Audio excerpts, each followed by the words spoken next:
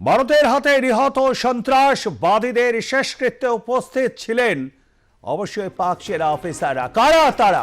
সেই ছবি দেখেছে গোটা বিশ্ব, যেখানে কফিন বন্দি দেহ পাকিস্তানের জাতীয় পতাকায় মোড়া জানাজা পড়াচ্ছেন আরেক জঙ্গি এবং সেই সঙ্গে উপস্থিত পাক সেনা অফিসাররা।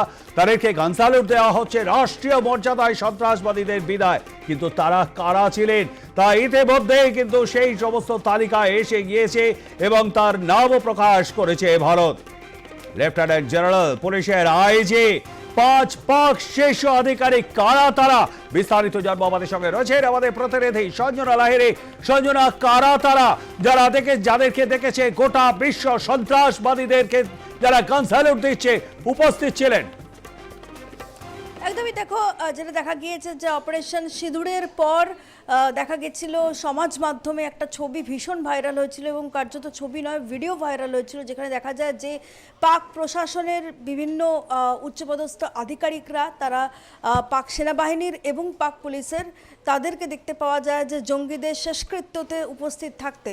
এবং আগেই তাদের অনেকটাই তাদের নাম পরিচয় জানতে পেরেছিল ভারতের সেনাবাহিনী, তারা কারা সেটাও জানা গেছিল। কিন্তু এবার সবার সামনে বা প্রকাশ্যে নিয়ে আসা হলো তাদের নাম, এবং তাদের নাম শুধু নয়, তাদের পরিচয়, তাদের ছবি, যাবতীয় তাদের তথ্য কিন্তু ইতিমধ্যেই সামনে নিয়ে আসা হয়েছে। সেখানে দেখা যাচ্ছে যে আইজি র্যাঙ্কের অফিসার থেকে শুরু করে লেফটেন্যান্ট র্যাঙ্কের আধিকারিক সেনাবাহিনী তারা উপস্থিত ছিলেন এবং তার মধ্যে দেখা যাচ্ছে 5 জনের নামের তালিকা প্রকাশ করা হয়েছে। তার মধ্যে অন্যতম হলো লেফটেন্যান্ট জেনারেল ফায়াজ হোসেন শাহ, তিনি লাহোরের আইভি কর্পসের কমান্ডার, অর্থাৎ লাহোরের যে 4 নম্বর কর্পস রয়েছে তার কমান্ডার তিনি। এছাড়া রয়েছেন মেজর জেনারেল রাও ইমরান সরতাজ, তিনি লাহোরের 11তম ইনফ্যান্ট্রি ডিভিশনের সঙ্গে তিনি যুক্ত রয়েছেন। এছাড়া দেখা যাচ্ছে যে আরও 3 জনের নাম রয়েছে, তার মধ্যে রয়েছেন ব্রিগেডিয়ার মোহাম্মদ ফুরকান সাব্বির, পাঞ্জাব পুলিশের ইন্সপেক্টর জেনারেল উসমান আনোয়ার, অর্থাৎ পাকিস্তানের পাঞ্জাব প্রদেশ। এর পাশাপাশি দেখা যাচ্ছে যে আরও একজন রয়েছেন, তিনি হলেন পাঞ্জাব প্রাদেশিক পরিষদের সদস্য মালিক সোয়েব আহমেদ ভের্থ। এবং এই 5 জনের ছাড়াও দেখা যাচ্ছে যে বহু কর্মী এবং সেটা পাক সেনাবাহিনীর, পাক পুলিশের বহু কর্মী আধিকারিক রয়েছেন যারা, বা অফিসার রয়েছে, তাদেরকে দেখতে পাওয়া গিয়েছে। তারা পাকিস্তানের জাতীয় পতাকা দিয়ে তাদের কফিনগুলো মুড়ে তাদেরকে শেষ সম্মান জানানো হচ্ছে এবং সেই অন্ত্যেষ্টিক্রিয়ায় উপস্থিত রয়েছেন লস্কর-ই তৈয়বার জঙ্গি। এবং তার কাছ থেকে কিন্তু মূলত দেখা যাচ্ছে যে আব্দুল, তার নাম, এবং তাকে কিন্তু ভাষণ দিতেও দেখা যায়। সবটা মিলিয়ে বোঝাই যাচ্ছে যে পাকিস্তান সরকার বা প্রশাসন, যেটা দীর্ঘদিন ধরেই অভিযোগ যে তারা জঙ্গি প্রডিউস করে বা জঙ্গিদেরকে শেল্টার দেয়, এই ছবি থেকে কিন্তু সেটা স্পষ্ট।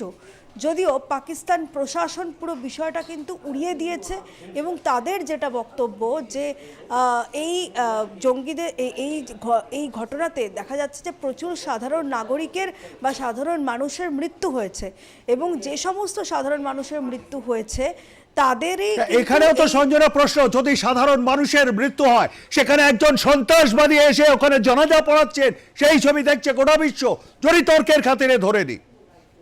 একদমই, দেখো এই বিষয়টা সামনে আসার সঙ্গে সঙ্গে যেটা পাক প্রশাসন বা পাক সরকার থেকে বারংবার বিবৃতি দেওয়া হচ্ছে নানান রকম, সেটা গোটা বিশ্বের সামনে বা পাক সংবাদ মাধ্যমগুলোর সামনে কিন্তু কার্যত দেখানো হচ্ছে যে তারা ভারতের বিভিন্ন এয়ারবেস বা ঘাঁটিগুলো বা এখানকার যে সমস্ত সেনাবাহিনী রয়েছে, সেনাবাহিনীর ঘাঁটি রয়েছে, তার উপর আক্রমণ শানিয়েছে। তো সেক্ষেত্রে পাক সরকার বা পাক প্রশাসন যে প্রথম থেকেই এই ঘটনাকে কেন্দ্র করে সত্যি বলছে না, তা তো আগেই প্রমাণিত।